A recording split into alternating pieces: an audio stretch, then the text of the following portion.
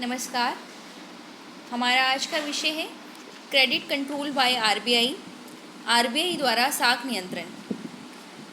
जो previous lecture हुआ था उसमें हमने पढ़ा था कि आरबीआई की कार्य क्या है, आरबीआई की भूमिका क्या है, आरबीआई का गवर्नर, आरबीआई की स्थापना, इन सब चीज़ों को लेकर हमने चर्चा की थी। और ये बात की थी कि आरबीआई का एक बहुत ही महत्वपूर्ण काम होता है साख का नियंत्रण करना। आज हम पढ़ेंगे कि किस किस मेथड से आरबीआई साख को नियंत्रित करता है। साख नियंत्रण के उद्देश्यों की प्राप्ति हेतु केंद्रीय बैंक साख नियंत्रण के अनेक तरीके अपनाता है। इन्हें दो श्रेणियों में बांटा गया है। जब हमें साख नियंत्रण के उद्देश्य को प्राप्त करना है तो केंद्रीय बैंक दो तरीके अपनाएगा। पहला है परिमाणात्मक विधि। इसमें उन विधियों का समावेश होता है जो बैंकों के नकद कोषों पर प्रत्यक्ष प्रभाव डालती हैं। इनमें वो सब मेथड्स आते हैं जो बैंकों के नकद कोष पर प्रत्यक्ष प्रभाव डालते हैं तथा उनकी लागत को नियंत्रित कर देश में साख की मात्रा को प्रभावित करती हैं। सेकंड है गुणात्मक विधियाँ। इसमें वे विधियाँ शामिल हैं जो साख के व्यवहार एवं प्रयोग को नियंत्रित करती है, जिससे साख का प्रयोग उन्हीं कार्यों के लिए हो जिन्हें केंद्रीय बैंक वांछित समझता है। आज के इस वीडियो लेक्चर में हम केवल परिमाणात्मक विधियों पर चर्चा करेंगे और जानेंगे कि कौन कौन से मेथड्स हैं जिनके तहत साख को नियंत्रित किया जा सकता है। पहला है बैंक रेट। आपने न्यूज़पेपर्स में बहुत बार पढ़ा होगा कि बैंक रेट में इतना परिवर्तन हुआ, चेंजेस हुए, मॉनेटरी पॉलिसी रिव्यू कमेटी ने ये चेंजेस किए। तो ये बैंक रेट जो है वो साख को नियंत्रित करने में बहुत इम्पॉर्टेंट भूमिका अदा करता है। बैंक दर होती क्या है? बैंक दर वह दर होती है जिस पर भारतीय रिजर्व बैंक आवश्यकता पड़ने पर अन्य व्यापारिक बैंकों को दीर्घकालीन ऋण उपलब्ध करवाता है। मोस्ट इम्पॉर्टेंट, जब आरबीआई कमर्शियल बैंक्स को लॉन्ग टर्म के लिए क्या प्रोवाइड करवाए? लोन प्रोवाइड करवाए, तो उसे कहेंगे बैंक रेट। जिस रेट पर आरबीआई कमर्शियल बैंक्स को लॉन्ग टर्म के लिए लोन प्रोवाइड करवाए उस रेट को कहेंगे बैंक रेट। बैंक दर व्यापारिक बैंकों द्वारा दिया जाने वाला उधार पर ब्याज दर की न्यूनतम सीमा निर्धारित करती है। व्यापारिक बैंक जो उधार देते हैं वो किस रेट पर उधार देंगे, किस पर डिपेंड करता है? बैंक रेट पर। अर्थव्यवस्था में मुद्रास्फीति को अगर रोकना है तो बैंक दर को बढ़ाया जाता है। यदि हम चाहते हैं कि इन्फ्लेशन को कंट्रोल करें तो क्या करेंगे? बैंक दर को बढ़ाएंगे। और मुद्रास्फीति का सामना करने के लिए बैंक दर को कम किया जाता है। यदि इन्फ्लेशन है, इन्फ्लेशन की कंडीशन में क्या करेंगे? बैंक रेट बढ़ाएंगे। बैंक रेट को क्या करेंगे? बढ़ाएंगे। और डिफ्लेशन की कंडीशन में बैंक रेट को कम करेंगे। अब यहाँ पे एक डायग्राम है कि बैंक दर में वृद्धि का प्रभाव। जैसे ही बैंक रेट में वृद्धि होती है, बैंक दर में वृद्धि होने पर व्यापारिक बैंक आरबीआई से दीर्घकालीन ऋण कम लेंगे। बैंक रेट बढ़ेगा यानी वो रेट बढ़ेगा जिससे व्यापारिक बैंक आरबीआई से लोन ले सकते हैं। तो लोन लेने की कैपेसिटी क्या हो जाएगी? उनकी कम हो जाएगी। लोन लेने की कैपेसिटी कम होने से बैंकों के पास पूंजी की मात्रा और तरलता में कमी आ जाएगी। जब बैंक्स कम लोन ले पाएंगी तो उनके पास कैपिटल की क्या होगी? कमी होगी। कैपिटल की कमी आने से व्यापारिक बैंकों द्वारा ब्याज दर में वृद्धि की जाएगी। वो ज़्यादा से ज़्यादा रेट ऑफ इंटरेस्ट चार्ज करेंगे। ज़्यादा रेट ऑफ इंटरेस्ट चार्ज करने पर निवेशकर्ताओं तथा परिवारों द्वारा साख की मांग में कमी होगी, अर्थव्यवस्था में तरलता में कमी आएगी। देखो, अगर आरबीआई जो है वो ज़्यादा रेट चार्ज करेगा व्यापारिक बैंकों को लोन देने में, तो व्यापारिक बैंक भी जनता को लोन देने में ज़्यादा रेट चार्ज करेंगी, जिससे जनता लोन कम मांगेगी और तरलता में क्या आ जाएगी? कमी आ जाएगी। यदि पैसे में कमी आ जाएगी तो भोग व्यय और निवेश व्यय में गिरावट आ जाएगी। ये किसका प्रभाव है? बैंक दर में वृद्धि का प्रभाव है। अगर बैंक रेट बढ़ेगा तो मुद्रास्फीति पर नियंत्रण होगा, मतलब हमारे पास पैसा ऑटोमेटिकली कम हो जाएगा। और अगर बैंक रेट कम होगा तो अपस्फीति पर नियंत्रण होगा, यानी पैसा जो है वो बढ़ेगा। अब नेक्स्ट टर्म जो आती है वो है रेपो रेट। बहुत इम्पॉर्टेंट है ये, बहुत मनी सप्लाई को कंट्रोल करने में इम्पॉर्टेंट है। बैंक रेपो रेट होती क्या है? भारतीय रिजर्व बैंक जिस दर पर वाणिज्यिक बैंकों को अल्पकालीन ऋण देता है। देखो, बैंक रेट और रेपो रेट में क्या डिफरेंस है? बैंक रेट लॉन्ग टर्म के लिए लोन देता है, जबकि रेपो रेट शॉर्ट टर्म के लिए लोन देता है, उसे कहते हैं रेपो रेट। रेपो दर वह ब्याज दर होती है जिस पर भारतीय रिजर्व बैंक चल निधि समायोजन सुविधा के तहत बैंकों को सरकार के विरुद्ध तथा अन्य अनुमोदित प्रतिभूतियों के विरुद्ध ओवरनाइट चल निधि प्रदान करता है। सामान्य शब्दों में अगर हम कहें कि रेपो रेट जिस दर पर वाणिज्यिक बैंकों को अल्पकालीन ऋण देता है, उसे कहेंगे रेपो रेट। नेक्स्ट स्लाइड में हम देखते हैं कि यदि रेपो रेट में वृद्धि हो जाए, रेपो रेट में वृद्धि हो जाए, रेपो रेट में वृद्धि होगी तो वाणिज्यिक बैंक आरबीआई से अल्पकालीन ऋण कम प्राप्त करेंगे। अगर रेपो रेट बढ़ गई, यानी वो रेट बढ़ गई जिस पर आरबीआई व्यापारिक बैंकों को ऋण देते हैं, तो व्यापारिक बैंक जो है वो आरबीआई से ऋण कम लेंगे और वाणिज्यिक बैंकों के पास पूंजी की मात्रा और तरलता में कमी आएगी। यदि वाणिज्यिक बैंकों के पास पूंजी की मात्रा और तरलता में कमी आती है तो क्या होगा? व्यापारिक बैंकों द्वारा ब्याज दर में वृद्धि होगी। व्यापारिक बैंकों द्वारा ब्याज दर में वृद्धि होने पर क्या होगा? निवेशकर्ताओं तथा परिवारों द्वारा साख की मांग में कमी आएगी, पैसे की कम मांग करेंगे और अर्थव्यवस्था में तरलता में कमी आएगी। इससे उपभोग व्यय और निवेश व्यय में गिरावट आएगी। इससे जो उपभोग व्यय होता है और निवेश व्यय है वो गिरावट आएगी और समग्र मांग में कमी आएगी। वस्तुओं और सेवाओं की कीमतों में कमी होगी, मुद्रास्फीति पर नियंत्रण लगेगा। तो ये अब कई बार क्वेश्चन एग्जाम में डायरेक्टली पूछा जाता है कि रेपो रेट में वृद्धि पर मुद्रास्फीति बढ़ती है, मुद्रास्फीति कम होती है, मुद्रास्फीति पर कोई प्रभाव नहीं होता। तो रेपो रेट में यदि वृद्धि होती है तो मुद्रास्फीति पर नियंत्रण लगता है, क्योंकि रेपो रेट में वृद्धि होने पर व्यापारिक बैंक आरबीआई से कम लोन लेंगे। व्यापारिक बैंक आरबीआई से कम लोन लेंगी तो वो जनता जो है व्यापारिक बैंकों से कम लोन लेगी, जनता व्यापारिक बैंकों से कम लोन लेगी, दैट मीन्स जनता के पास पैसों की कमी आएगी और निवेश मांग, उपभोग व्यय मांग कम करेंगी, मुद्रास्फीति पर नियंत्रण लगेगा। नेक्स्ट हम देखते हैं कि रेपो दर में कमी का प्रभाव क्या होगा यदि रेपो रेट क्या हो गई? कम हो गई। रेपो रेट कम होने पर अब पहले आरबीआई जो है वो मान लीजिए कि 100 रुपये का अगर लोन लेते हैं हम, तो 100 रुपये के लोन पर 4% चार्ज करता था।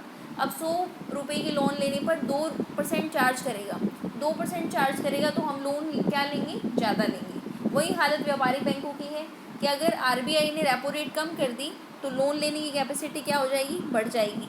अगर उसके पास ज़्यादा पैसा होगा तो वो खुद भी क्या करेगा? व्यापारिक बैंकों द्वारा ब्याज की कमी की जाएगी, ब्याज दर की कमी करेंगे। यदि हमें पता चल गया कि व्यापारिक बैंक ने ब्याज दर की कमी की है तो जो लोग होंगे, निवेशकर्ता होंगे, परिवार होंगी, वो ज़्यादा से ज़्यादा पैसे की मांग करेंगे।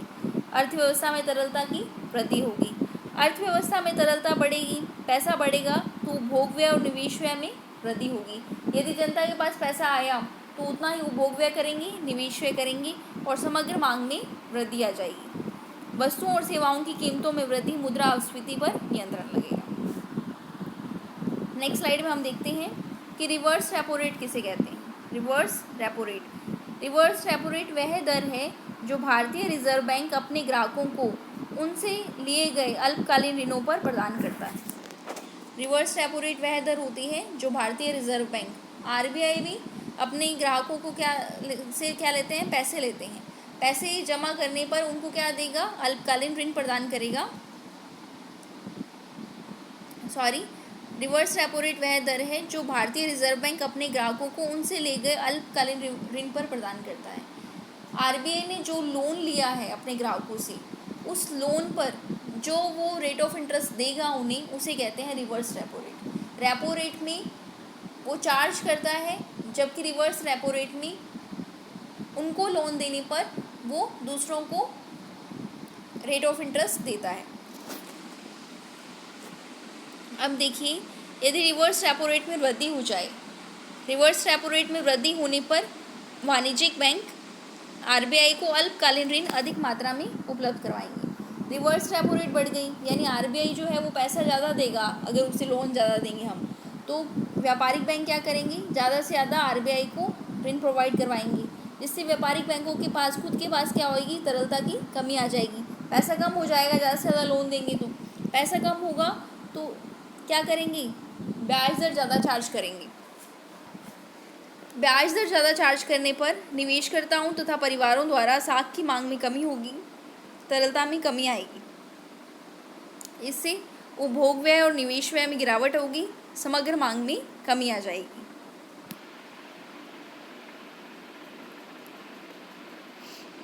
और रिवर्स रेपो रेट में कमी हो, रेपो रेट और रिवर्स रेपो रेट का उल्टा प्रभाव पड़ता है।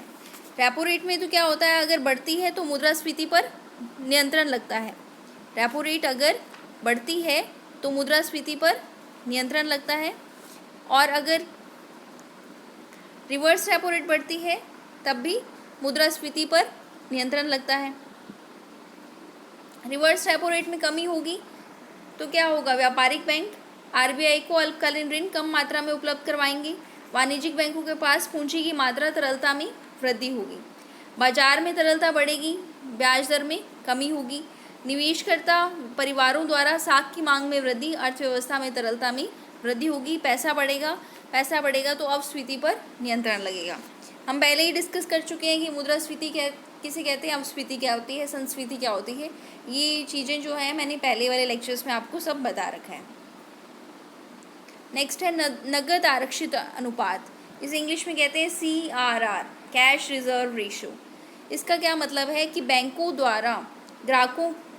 को ग्राहकों द्वारा नकदी निकालने की स्थिति में पर्याप्त उपलब्धता सुनिश्चित करने के लिए अपनी कुल जमा का एक निश्चित प्रतिशत भारतीय रिजर्व बैंक के पास रखना होता है, जिसे CRR कहते हैं। जब ग्राहक जो है नकदी निकालते हैं तो बैंक को उस नकदी का कुछ % हिस्सा जो है आरबीआई के पास सुरक्षित रखना होता है, जिसे हम क्या कहते हैं, नगद आरक्षित अनुपात। मान लीजिए कि बैंकों के पास जमा राशि 100 रुपये है और CRR बैंक ने जो है आरबीआई ने 4% डिसाइड कर रखा है, तो बैंकों के पास लोन देने की कैपेसिटी कितनी होगी, 96 रुपये होगी। 100 टोटल है, 4 रुपये कहाँ रखने होंगे CRR में, तो लोन देने की कैपेसिटी कितनी रह जाएगी, 96 रुपीज़ रह जाएगी। नेक्स्ट है कि यदि CRR में वृद्धि होती है तो वाणिज्यिक बैंकों को आरबीआई के पास पहले की तुलना में अधिक पूंजी रखनी होगी, वाणिज्यिक बैंकों की साख सृजन क्षमता में कमी आ जाएगी। अब कई बार ये क्वेश्चन आता है कि साख सृजन क्षमता किसकी होती है और साख नियंत्रण की एक्टिविटी कौन करता है, तो ये इंपॉर्टेंट है। अगर आपसे पूछा जाए कि साख नियंत्रण की गतिविधि किसके द्वारा की जाती है, तो वो करता है आरबीआई, लेकिन क्रेडिट क्रिएशन, साख सृजन जो है वो करता है कमर्शियल बैंक। और वो कैसे करता है, जब हम कमर्शियल बैंक पढ़ेंगे तब डिस्कस करेंगे। साख सृजन क्षमता में कमी आएगी क्योंकि वो ज़्यादा पैसा किस में रखेगा, आरबीआई के पास रखेगा, बैंकों के पास तरलता में कमी होगी और ब्याज दर में क्या हो जाएगी, बढ़ोतरी हो जाएगी। नेक्स्ट है CRR में कमी का प्रभाव। नगद आरक्षित अनुपात CRR में कमी के प्रभाव कैसे पड़ेगा, वाणिज्यिक बैंकों को आरबीआई के पास पहले की तुलना में कम पूंजी रखनी पड़ती है। जो वाणिज्यिक बैंक है उनको आरबीआई के पास पहले की अपेक्षा कम पूंजी रखनी होगी, जिससे वाणिज्यिक बैंकों की साख सृजन क्षमता जो है वो बढ़ जाएगी, बैंकों के पास तरलता बढ़ेगी और ब्याज दर में कमी आ जाएगी। नेक्स्ट है व्यापारिक बैंकों को अपनी कुल जमा, इसे कहते हैं SLR, यहाँ टॉपिक का नाम है SLR, वैधानिक तरलता अनुपात, हिंदी में कहते हैं वैधानिक तरलता अनुपात। व्यापारिक बैंकों को अपनी कुल जमा का एक निश्चित प्रतिशत नगद में या स्वर्ण में या अल्पकालीन सरकारी प्रतिभूतियों में सुरक्षित रखना पड़ता है। जितनी भी उनके पास जमा है उसका कुछ % हिस्सा जो है या तो वो कैश के रूप में रखेंगे या स्वर्ण के रूप में या अल्पकालीन सरकारी प्रतिभूतियों के रूप में रखेंगे, जिसे हम कहते हैं SLR, वैधानिक तरलता अनुपात। जैसे मान लीजिए उनके पास 100 रुपये जमा राशि है तो SLR आरबीआई ने डिसाइड कर दी 19.5 है, तो लोगों के पास उनको फंड देने की कैपेसिटी कितनी होगी, 80.5, 19.5 खुद के पास रखना पड़ेगा। नेक्स्ट स्लाइड में हम देखते हैं कि वैधानिक तरलता अनुपात में कमी होने पर अगर खुद के पास पैसा कम रहेंगी तो क्या होगा, बैंकों के पास पहले की अपेक्षा तरलता में वृद्धि होगी, साख सृजन क्षमता में वृद्धि होगी, साख सृजन क्षमता में वृद्धि होगी यानी ब्याज दर में क्या करेंगी, कमी आएगी। यह इंपॉर्टेंट बात है कि अगर ब्याज दर कम लेते हैं तो हम ज़्यादा से ज़्यादा लोन की डिमांड करेंगे, ब्याज दर बढ़ाते हैं तो लोन की डिमांड कम करेंगे। अगर ब्याज दर कम लेते हैं, लोन की डिमांड हम बढ़ाते हैं, इसका मतलब हमारे पास पैसा होगा, पैसा होगा तो हम मांग बढ़ाएंगे। ये आप दोबारा सुन लीजिए। एसएलआर अगर कम होता है, एसएलआर कम होने का मतलब बैंकों के पास एक जो अनुपात को नगद रूप में, स्वर्ण रूप में या अल्पकालीन सरकारी प्रतिभूतियों के रूप में रखना था, उसकी मात्रा कम होती है। यानी 100 में से पहले वो 20 रुपये जो है अपने पास रखते थे, अब 100 में से 10 रुपये अपने पास रखेंगे, तो लोन देने की कैपेसिटी कितनी हो जाएगी? 90 रुपये। 90 रुपये लोन देने की कैपेसिटी हो जाएगी, यानी उनके पास ज़्यादा पैसे हैं। अब वो ब्याज दर कम करेंगे, ब्याज दर कम करने से हम क्या करेंगे? ज़्यादा से ज़्यादा डिमांड करेंगे लोन की डिमांड ज़्यादा करेंगी, तो हमारे पास पैसा क्या हो जाएगा? तरलता बढ़ जाएगी। तरलता बढ़ने पर हम क्या करेंगे? डिमांड बढ़ाएंगे अपनी। तरलता बढ़ने पर हम क्या करेंगे? डिमांड बढ़ाएंगे। और डिमांड बढ़ाने पर क्या होगा? मुद्रा अपस्फीति पर नियंत्रण लगेगा। जो अर्थव्यवस्था में मंदी आई है ना, उस पर कंट्रोल होगा। ये सब मेथड्स क्यों अपनाए जाते हैं? ये अपनाए जाते हैं क्योंकि हम मनी सप्लाई पर कंट्रोल करें, जो अपस्फीति, विस्फीति, संस्फीति, स्फीति की स्थिति है, इसको कंट्रोल करें। ये सब मेथड्स अपनाएं, साख को नियंत्रित करें, क्रेडिट को कंट्रोल करें। नेक्स्ट है खुले बाजार की क्रियाएं। ये लास्ट है टूल। ये किसका टूल है? परिमाणात्मक का। परिमाणात्मक वो है जिसे हम माप सकते हैं, साख को डायरेक्टली साख को नियंत्रित कर सकते हैं। एक ही मेथड आज मैंने इस वीडियो में पढ़ाया है, परिमाणात्मक विधियाँ। गुणात्मक विधियों पर हम नेक्स्ट क्लास में चर्चा करेंगे। खुले बाजार की क्रियाओं की नीति के अंतर्गत भारतीय रिजर्व बैंक खुले बाजार में सरकारी प्रतिभूतियों, ट्रेजरी बिल्स एवं अन्य स्वीकृत पत्रों को क्रय विक्रय कर सकता है। खुले बाजार की क्रियाओं में जो भारतीय रिजर्व बैंक है, जो ट्रेजरी बिल्स होते हैं, सरकारी प्रतिभूतियाँ होती हैं, उन्हें क्रय विक्रय कर सकता है, बेच भी सकता है और खरीद भी सकता है। धन्यवाद।